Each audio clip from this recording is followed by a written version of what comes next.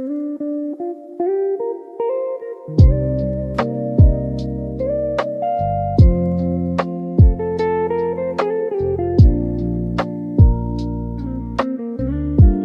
នេះថ្ងៃល្អបននៃក្តីស្រឡាញ់ចិត្តមិនចាញ់ច្រណែននឹងមេះក្រៅឡើយមិនបាច់ទៅណាដើរលេងឆ្ងាយលងលើយផ្ទះយើងនេះហើយគឺជាឋានសួគ៌ហោ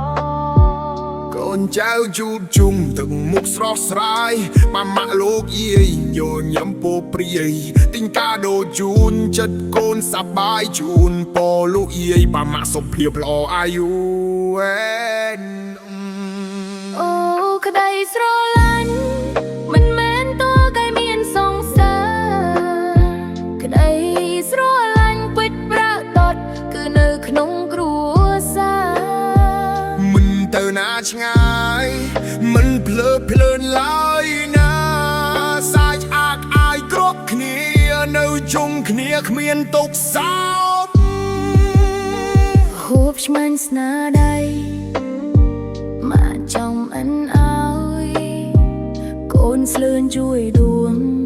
ក៏មិនបងអងឡើយកាដូបន្តិចបន្ទួចចិត្តកូនជូនហើយសេចក្តីសុខគៀកកាយក្បែរទ្រូងម៉ាក់ប៉ា